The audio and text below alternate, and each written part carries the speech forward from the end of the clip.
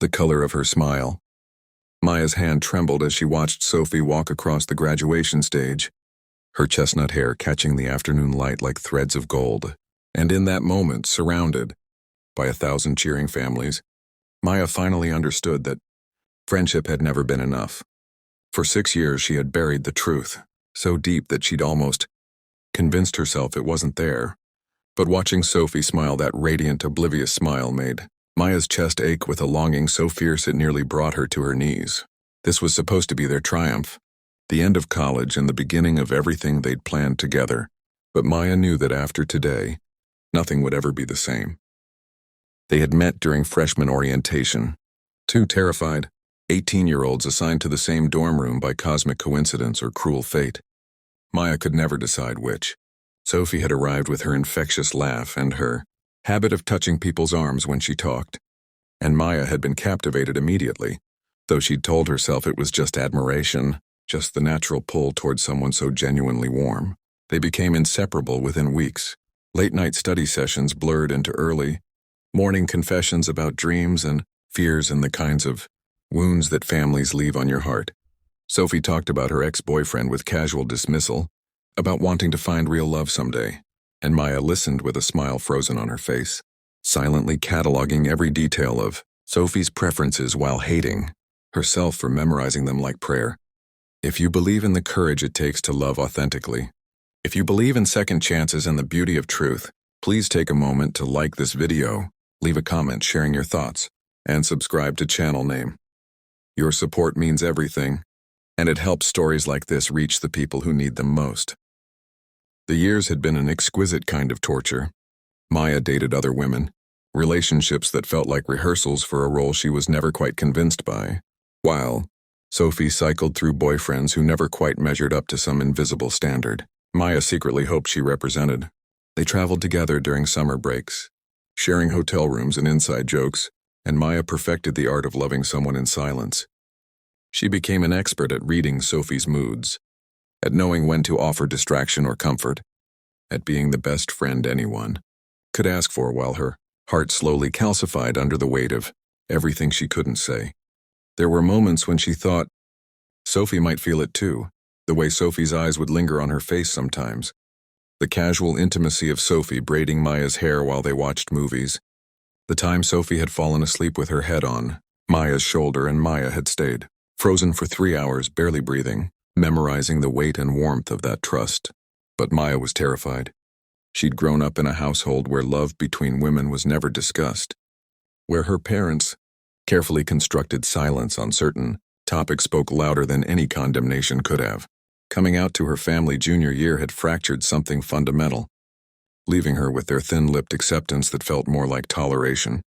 Their questions about whether she was sure, whether this was just a phase. Sophie had been her sanctuary through all of it, holding Maya while she cried, fiercely defending her to anyone who suggested being gay was somehow less than, never knowing that every kind word carved Maya a little deeper because it came from a place of friendship. Rather than the desperate romantic love Maya felt like she was drowning in, senior year had been the hardest. Sophie started dating Marcus, a pre-med student with an easy smile and conventional good looks. And for the first time, the relationship seemed serious. Maya watched Sophie fall in love, real love, the kind that made her eyes light up when her phone buzzed, the kind that had her talking about future plans and meeting parents, and something in Maya began to break apart. She started pulling away, making excuses to avoid group hangouts, taking on extra shifts at her campus job, anything to create distance from the pain of watching Sophie build a life that had no room for the kind of love Maya had to offer. Sophie noticed, of course. She always noticed. The concerned texts multiplied, the worried looks over coffee, the gentle confrontations that Maya deflected with increasingly unconvincing lies about being stressed about graduation and job applications. The truth was that Maya had been applying to positions across the country, particularly focusing on opportunities as far from Sophie's planned future as geography would allow. If Sophie was going to stay in Boston with Marcus, then Maya needed to be anywhere else, needed to put physical distance between herself and this impossible situation before it destroyed her completely. She'd received an offer from a tech company in Seattle, a good job with a generous salary, and she'd accepted it without telling Sophie, planning to break the news after graduation when it would be too late for Sophie to talk her out of it. But then 3 weeks before graduation, Sophie showed up at Maya's apartment at 2 in the morning. Mascara streaked down her face, eyes red from crying. Marcus had proposed and Sophie had said no. Maya made tea with shaking hands while Sophie curled up on the worn couch they'd found together at a thrift store, sophomore year, and between sobs Sophie tried to explain. She'd realized she couldn't marry him because something essential was missing, because when she imagined her future, the person she always saw beside her wasn't Marcus at all. Maya's heart hammered against her ribs as Sophie talked, hope and terror warring in her chest. But Sophie didn't finish the thought, didn't name who she saw in that imagined future, and Maya didn't have the courage to ask. Graduation day arrived heavy with unspoken things. Maya moved through the ceremony in a daze, the weight of the Seattle secret pressing down on her shoulders like stones. After the official proceedings ended, families dispersed for celebratory dinners, but Sophie grabbed Maya's hand and pulled her toward their favorite spot on campus, a small garden behind the library where they'd spent countless afternoons, studying under the oak trees.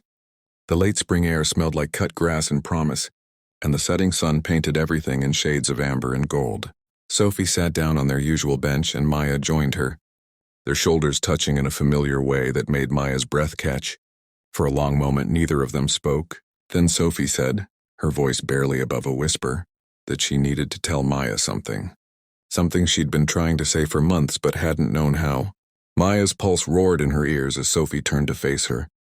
And in Sophie's eyes, those eyes, Maya had memorized in every mood and lighting, she saw fear and vulnerability and something else that made her dizzy with possibility. Sophie talked about how the end of their relationship with Marcus had forced her to confront things she'd been avoiding, questions about herself she'd been too afraid to examine. She talked about therapy, sessions where she'd finally admitted that her inability to fully commit to any man had nothing to do with their individual flaws and everything to do with a truth she'd been hiding from herself.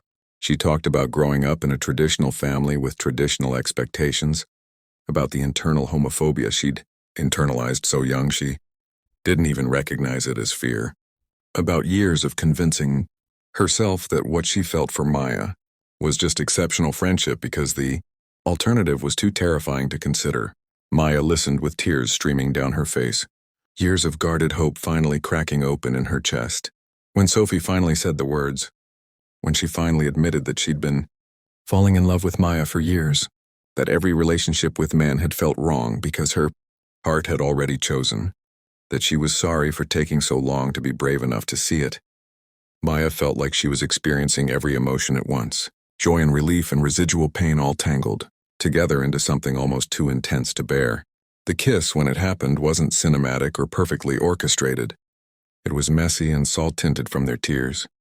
Sophie's hands shaking as they cupped Maya's face, Maya's breath coming in hitches as years of longing finally found their release.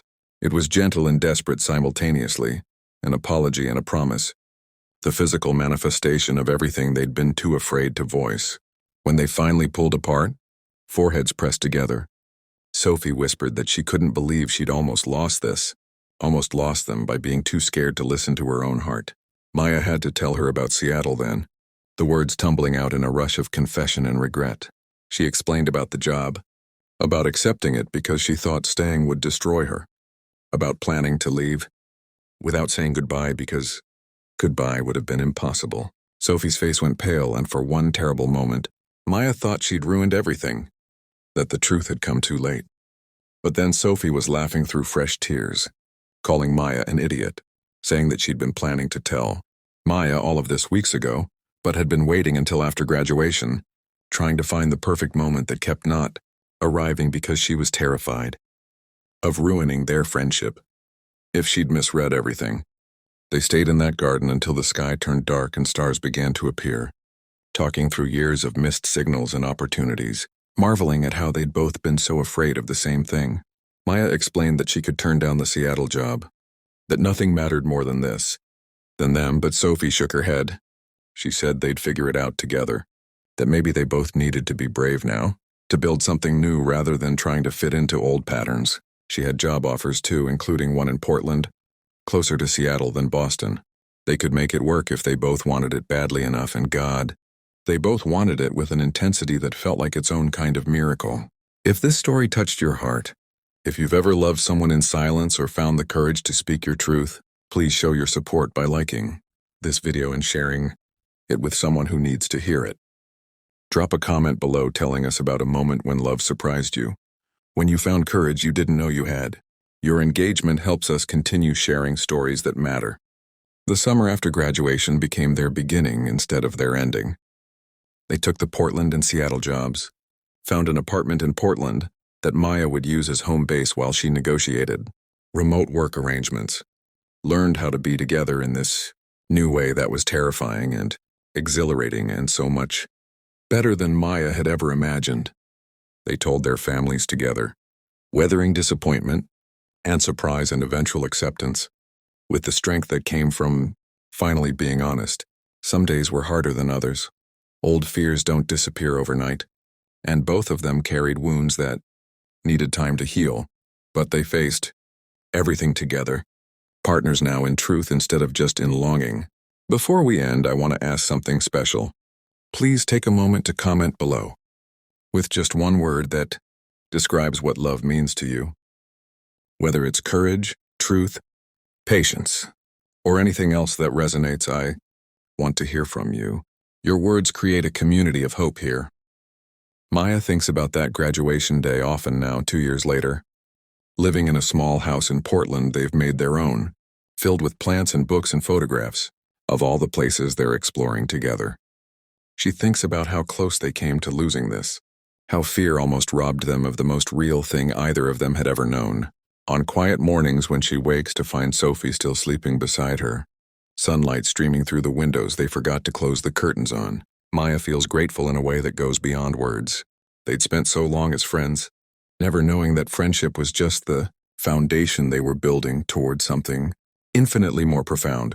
The journey from friendship to love had been terrifying and painful, and absolutely necessary, and Maya wouldn't change a single moment of it, because every moment of longing and fear had led them exactly here, to a love that was worth every second of waiting, to a truth that had set them both free.